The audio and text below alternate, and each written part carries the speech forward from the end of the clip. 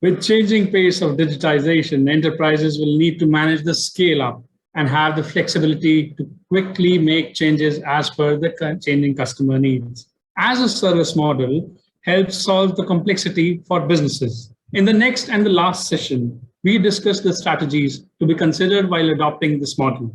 But before we do that, it's time to put your cloud quotient to the test. So here's the question.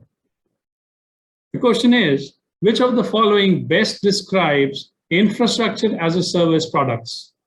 A, services that hide infrastructure complexity from a simple interface.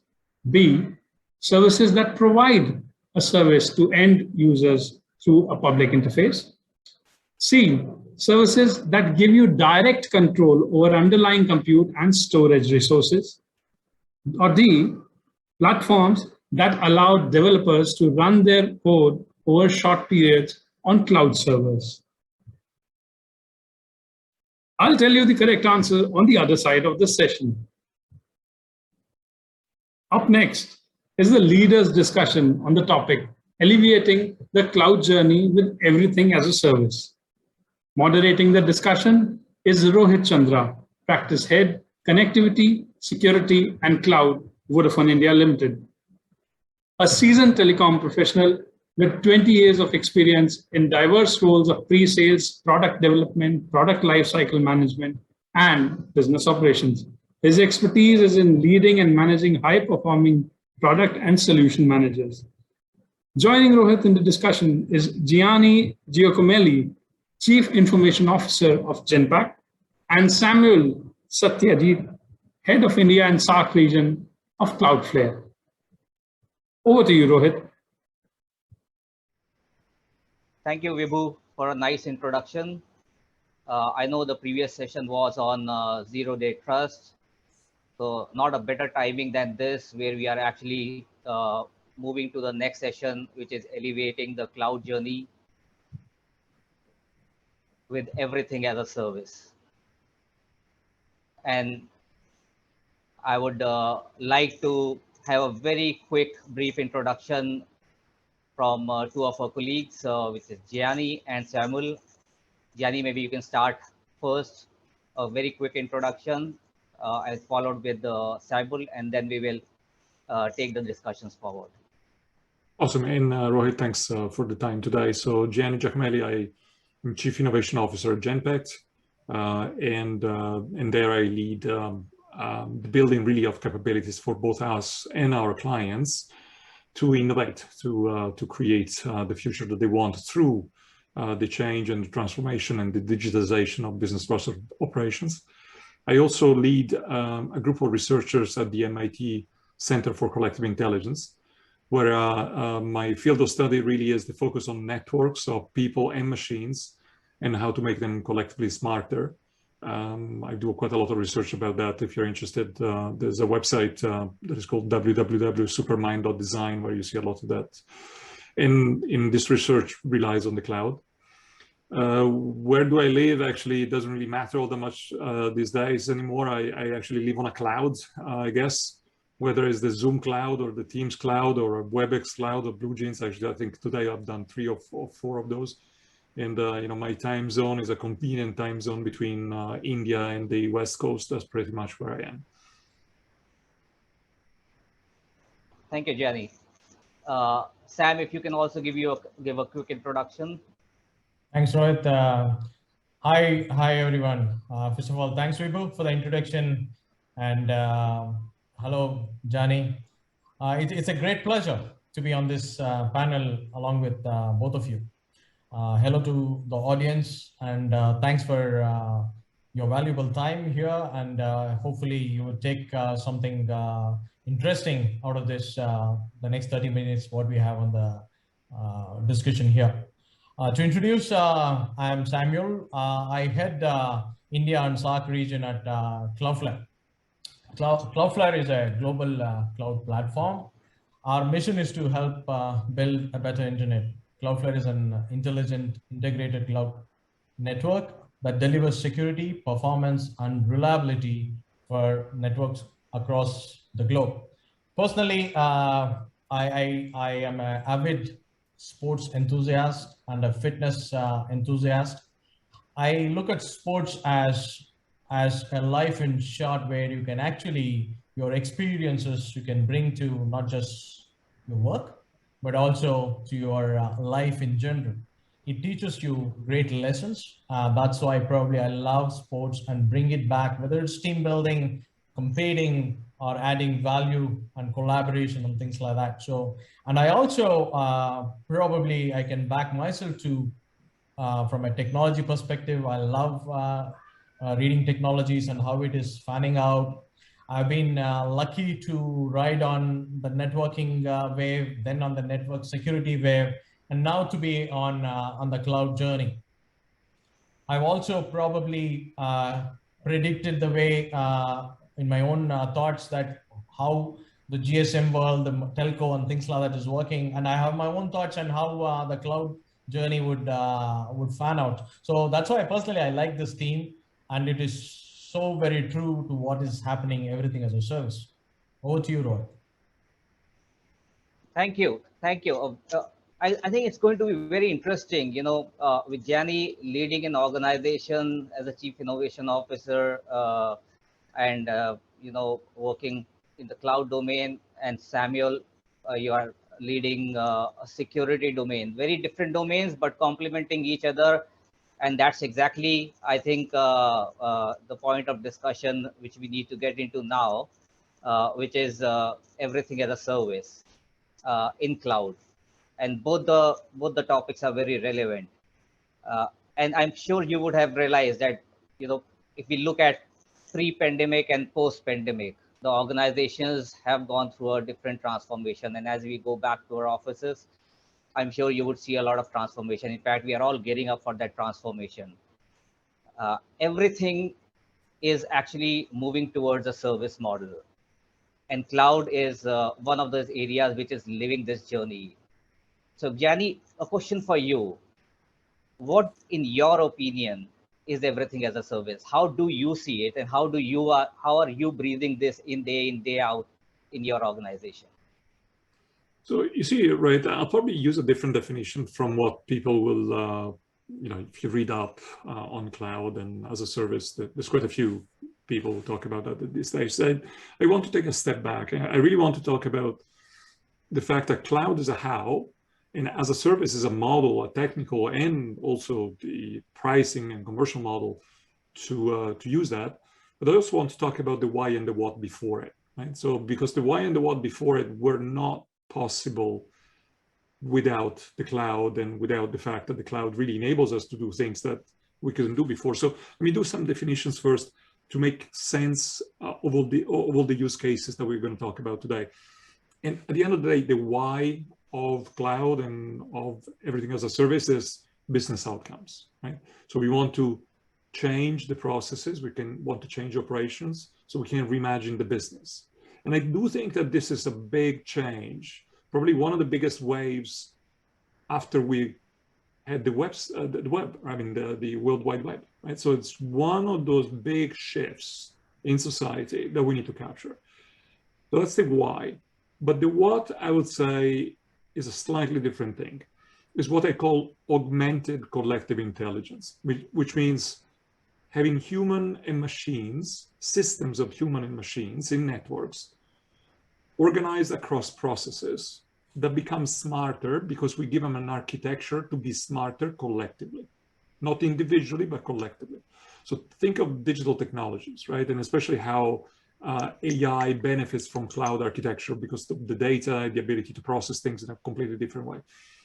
I've come up with a framework that I call AI's 4 C's. The 4 C's stand for connect the right people and the right machines, curate the information that is relevant to those nodes to work, help them collaborate. So the 3rd C is help them collaborate so that they can come up with new solutions. And then do all the other computational load that is needed that humans individually wouldn't be able to do, so that we generate insight and we learn. So it's not just people, it's really machines as well. So these 4 C's for AI is helped very significantly by the cloud. If we didn't have a software as a service, platforms as a service, infrastructure as a service, depending on the use cases, you wouldn't have the right security, you wouldn't have the right speed. So you wouldn't be able to do that job of augmenting the intelligence of networks. And I think the single most important change that has happened is actually a very subtle one, is this concept of modularization. So the fact that you can modularize things, you can create microservices, enables you to do process redesign and hit the business case in a way that you weren't able to do that before. And obviously microservices require accelerators. There's a lot of tension on business cases. We'll certainly talk about it. But really accelerators are important, right? They are special purpose microservices that really allow an enterprise to blend the industry knowledge, label data, and the AI engines that are relevant to business process and put them all together, right? So you can think of them as composable services through which developers snap together small programs in building block-like manners. And for example, to give you an example, in our case, we work with a global consumer packaged foods company that had revenue leakage, right? So they sell to retailers, they leaked up to 5% of their revenue due to unfairly claimed invoice deductions, discounts, the write-offs, right? And basically the retailer saying, you sent me the wrong products, the products didn't come here with the right packaging, I had to throw them away, they were broken. And so we used microservices accelerated with accelerators for those microservices to create an automated revenue recovery system that really validated a bunch of the steps in the chain where typically you would have humans, large groups of humans, trying to figure out what really happened. And the fact that you use cloud to make the retailers, ecosystem of retailers and the company avoided millions in revenue leakage in just a few months. So literally bottom line impact of millions of dollars, which is, by the way, a connect, a collaborate, and a compute. You know, 3 of the 4 C's are right there. So I'm very, very buoyant about what is happening these days. That's interesting, Gianni. So I think you kind of touched it very nicely. We're talking about microservices, talking about devices getting connected, innovation happening in the world, businesses getting a lot of benefits from cloud. One question that comes to my mind, and maybe I'll ask Samuel also to give some insights on that, because I think that's a pertaining question which always comes to our mind. What happens to security? While we will drill on that a little more, Samuel, as per you, what do you think is everything as a service in a security domain? Because predominantly it is dominated by OEMs and hardware. So how does the everything as a service concept play in security domain? Thanks, Rohit, and thanks, Gianni. I like the way you put it across the cloud transformation, everything as a service as to what and why and how. So let me touch upon a bit of more on why and how, right? What's driving these? The old model of the castle and moat corporate network has been made obsolete. Why what we have is, whether you bring your own devices, the mobile workforce and the mobile applications, the SaaS applications delivered as from the cloud and the public cloud. Add to it, the pandemic has changed not just the way we work, but the way we live. The pandemic and the subsequent events have accelerated the digital transformation, and there is a need for a new model. So when we actually look at a deeper into the digital transformation, there are 3 components in the IT stack. First is the storage and compute. The next, you have the applications. Then on top of these is the network layer. The technology industry, if you look at it, has been undergoing this transition from an on-premise hardware and software that customers used to buy, own, maintain as a CapEx heavy, to services in the cloud. So this has happened.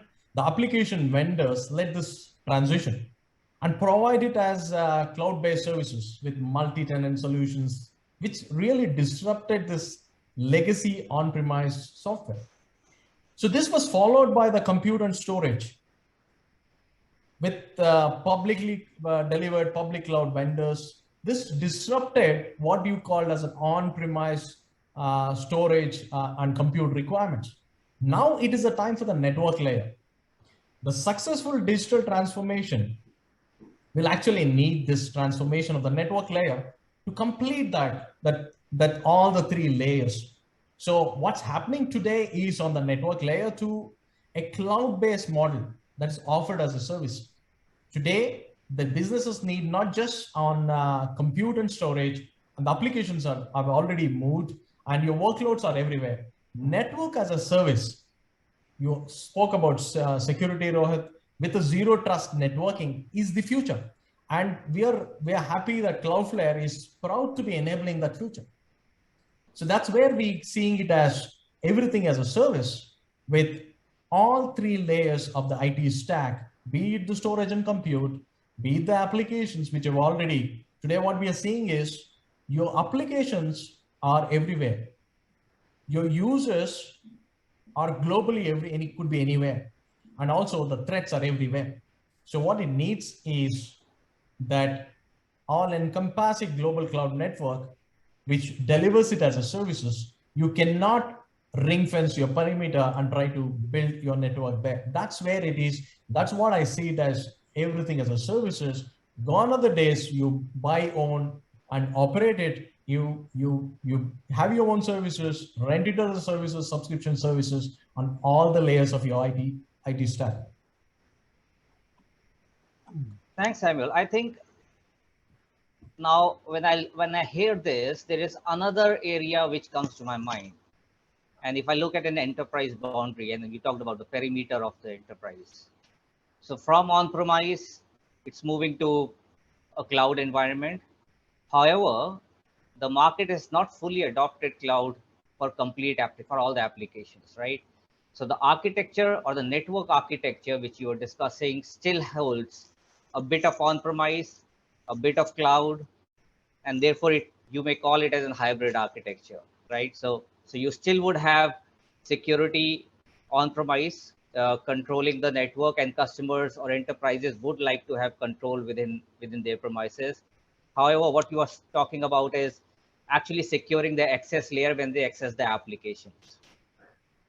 How do you see the market going forward? So do you think that enterprises will then move towards a hybrid model, both on the application as well as the security side? Will that happen in near future, or will it still take time? Or what kind of applications would customers start moving towards cloud? Will it be critical or will it be non-critical applications? And go ahead, Sam. No, go ahead. I can follow you. So I just had my own thoughts on it. So yeah, no, I'd love to. And by the way, I really loved your point about the network component of this. Look, it actually tallies very well with my point of augmented collective intelligence, right? It's long gone are the days in which the network was just your people. You typically work in ecosystems, right? Anywhere you have a supply chain, anywhere you have, even if you have a financial institution, you'll have a certain amount of risk that comes from third-party entities.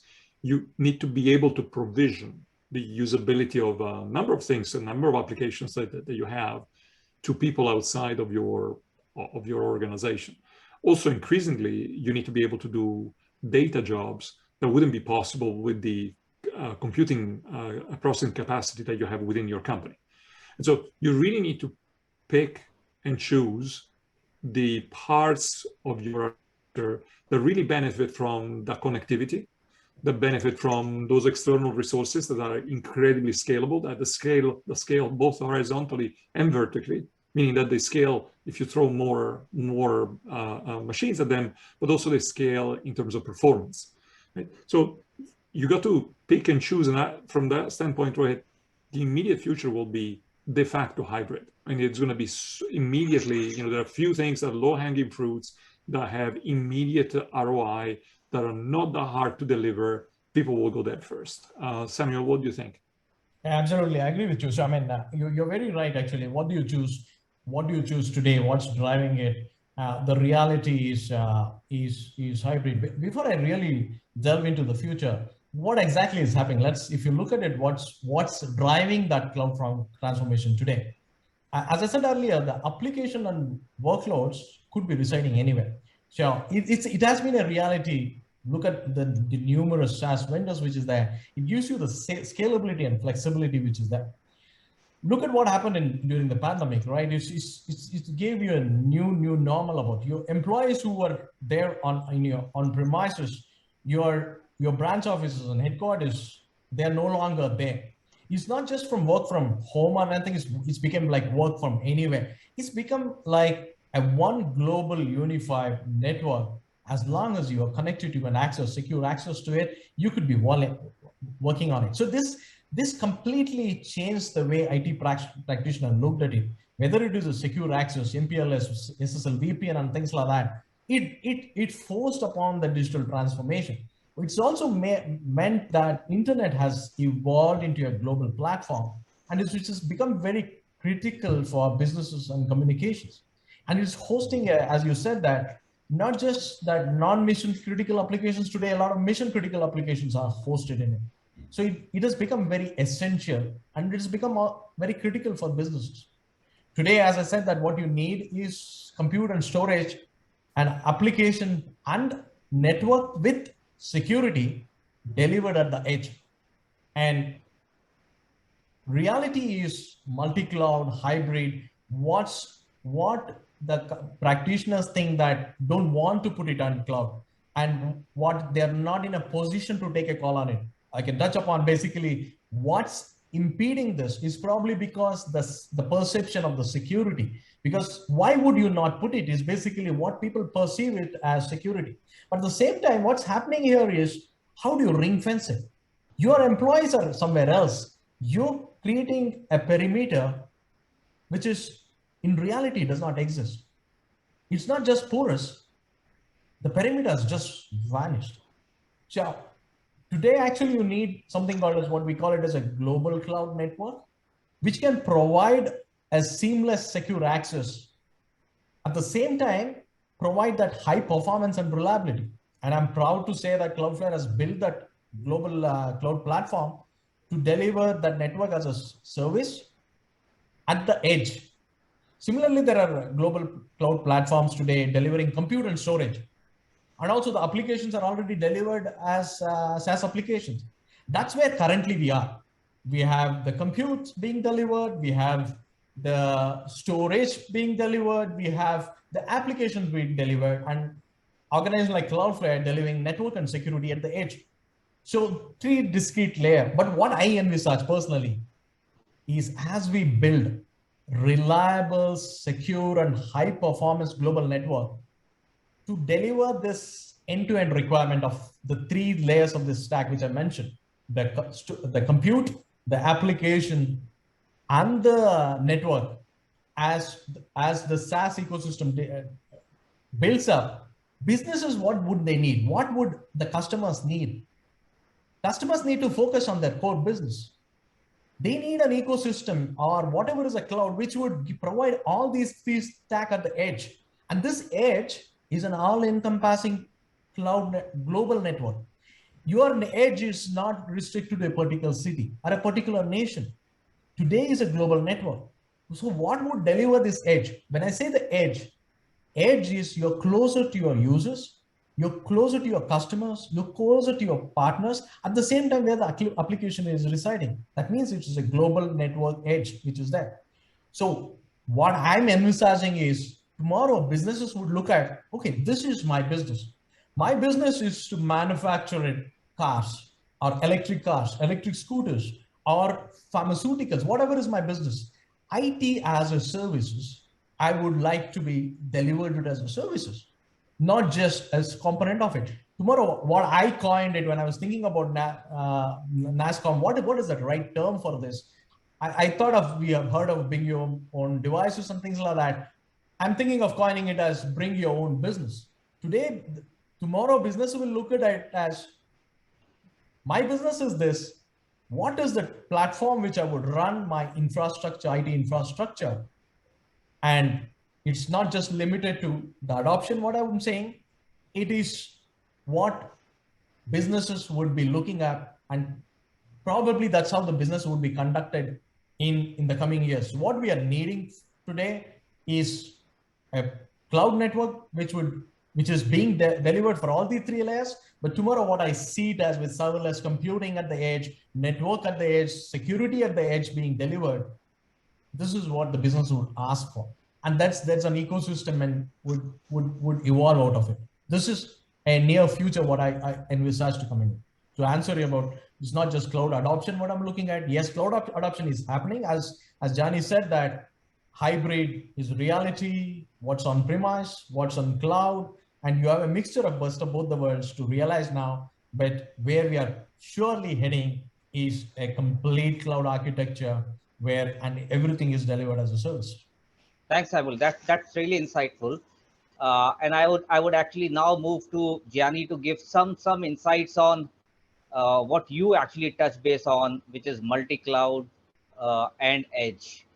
So Gianni, do you see multi-cloud getting into a reality? And I'm sure enterprises would not be actually sticking to one cloud provider and not put all their eggs in one basket. So they would be actually looking at multiple applications hosted in multiple environments, whether it's private cloud, public cloud, or different hyperscalers. What's your take on multi-cloud capabilities which organizations would need to build to manage such complex cloud environments? So look, I'll take this from a business standpoint. Typically, the way we work is we have somebody in our organization who's actually the person who understands the technology in more detail, and then there are people who understand the business objectives and the business case really in more detail. So we typically tend to pair these people up. And I think the answer to your question comes from that dialectic, right? From people who are looking at the technology, like what Samuel just did, to really understand what the art of the possible is, but also people who are looking at the experience design, the customer experience, the experience for the users, even if they are employees, and really try to get to a business case that makes sense, right? You know, we all need to also remember that before we talk about technology, there's quite a few organizations out there that struggle with the business case for cloud, not because cloud doesn't have a business case, because we know very well that if you scope it right, there's an immense business case for cloud. But it's just that, you know, very often people get really headlong into an architectural discussion, whereas in the first place, the investments need to be tied to business objectives, right? Which is systematic redesign of business workflows, and because, you know, that ensures your employees and the machines that accelerate, so the accelerators, right? They augment each other's strengths. And then you look at the processes. And when you look at the process, you look at the entire experience and the processes like that, then you think, okay, well, is that going to be a multi-cloud strategy, or is it going to be what architectural decisions are possible will be dictated by that? So typically I would do first, identify the high impact, high volume, value-added processes, and really understand what accelerators you need there, what modularization. That guides some of the multi-cloud strategy and the edge decisions that you talked about, because again, you know, you need to be at the point of consumption in a way that machines and humans are going to be able to consume what you're trying to provide.